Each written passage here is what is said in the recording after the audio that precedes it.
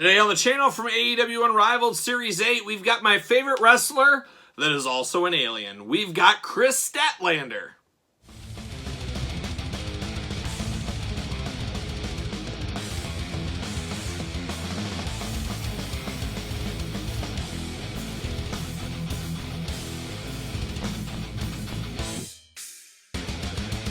Welcome everyone, Kyle here, and welcome back to the channel for another AEW Unrivaled Series 8 unboxing and review. And today on the channel, we've got wrestling's favorite alien. We've got Kris Statlander. And Kris Statlander checks a lot of boxes in our figure collections, as this is his first time in the line. It's the only female in this series, and we don't get a ton of female wrestlers, so it's very special when we do.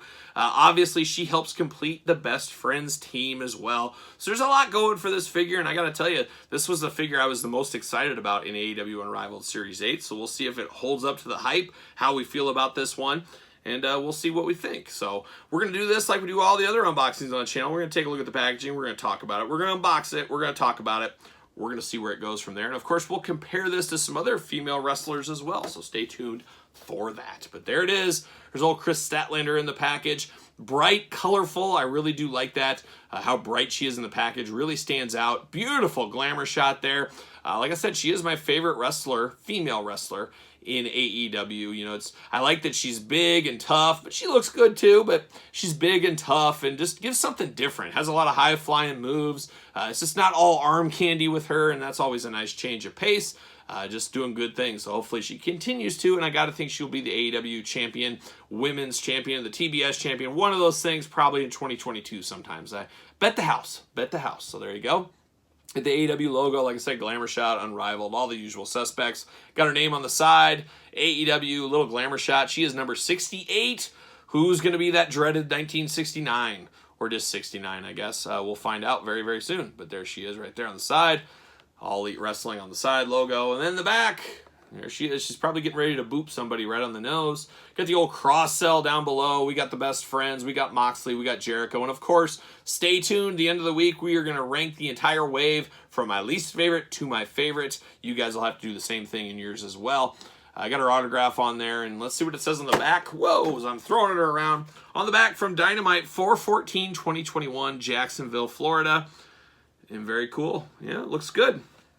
I wonder if they got her, they did, I was going to say, I wonder if they got her lip piercing. I couldn't remember if they did, and it is on the package. So, kudos, Jazzwares. It's the little things, and as we know, we always talk about the fuss, and there's a lot of fuss for this figure. Kyle had fuss for this figure, so we'll see. We'll see where it goes. Pull it out of the package, see you later.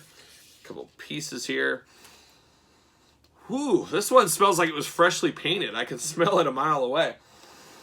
And I don't have a good smeller, a good sniffer on me, a good nose. I usually can't smell, but this one, very, very powerful smell to it. Well, I don't know why this one and the rest of the wave was not that way, but here we are. It's the way it goes sometimes.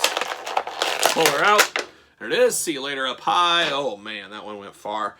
And Kris Statlander, these Best Friends, they might seem like a goofy faction. They like to hug and stuff, but guess what? Trent, Chucky T, Kris Statlander, Fists of Fury, both of them, all of them, come with double fist.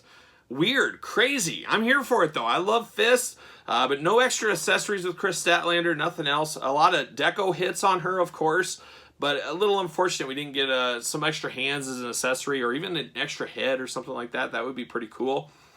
I gotta say, the first thing I look at this, it looks like Maria Kanellis a little bit. Maria Jax figure, Jax Ruthless Aggression, a little bit more difficult than you'd think of figure to get a hold of. She has kind of a facial resemblance to her. That's one thing I noticed. Then you notice the blue and the pink streak in her hair. I do like that a whole lot. You get her tattoos on her arm. It's interesting. It is a tattoo, but it almost comes off like it's supposed to be like a part of a shirt or a wrap. It is a tattoo, but it doesn't have a tattoo type vibe to it. Does that make sense? When you look at it, it's got the, Andromeda Galaxy or whatever it is. I took astrology back in high school, but it's been a long time. I can't really remember. but it does have planets and stuff, but it doesn't look like a tattoo. It doesn't come off feeling like a tattoo. One thing I've said in the past before, can't wait till AEW has pinless joints. That has to be coming eventually, especially the female figures. They really do show, as the arms are usually smaller than the male counterparts. You could really always see those pins a mile away, and as Mattel has transitioned to pinless joints, I got to think AEW will be following suit. It's usually one of those things, who's going to jump first? Who's going to make the change first? The other one will follow. And I guarantee Jazzwares, I bet you by the end of 2022, we'll see some pinless joints. Bet the house. Bet the house. Two Fists of Fury, like I said, she does have her forearm tattoos going on. A very 90s inspired top going on with the blue, the pink, the green. Just, it's out there. I like it. I'm here for it. I like it a lot. She does have her trunk tights going on. I always don't like that you can kind of see the pegs in between her legs when you look at them straight on. That always a little bit of an eyesore, but not terrible. She does have the beautiful wrapping on her legs. I like that.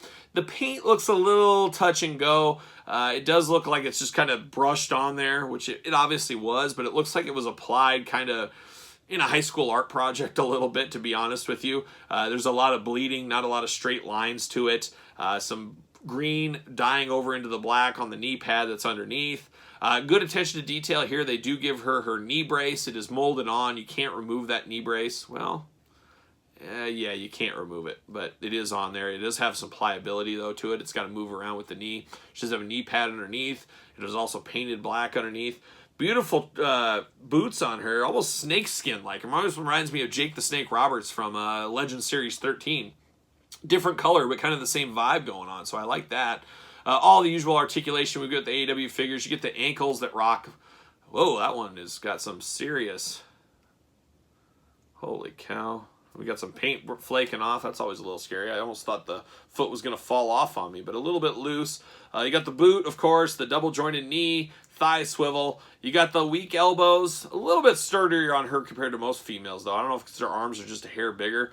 You got the removable wrists, of course, double-jointed elbows. You got the bicep swivel. You got the shoulders up, down, all around. Head, side to side. The hair does limit it a little bit. She does have a tattoo on her back as well. I missed that with the straps painted on. Very cool. And then, of course, the diaphragm moves, and then you got movement at the waist as well. So these have great articulation on them. There's a lot of posability, a lot of flexibility to these. But boy, the more I look at it, the more and more she looks like Maria Kanellis. It's kind of weird how that goes. I'll see if I can dig up my Maria figure somewhere, and we can kind of play them off each other. I might as well do that. Got face paint on her. That always puts her ahead of the other females. All that being said, obviously we've had Nyla Rose. We've had Britt Baker. We've had Sheeta. We've had, obviously, Kris Statlander. Is that all for the females?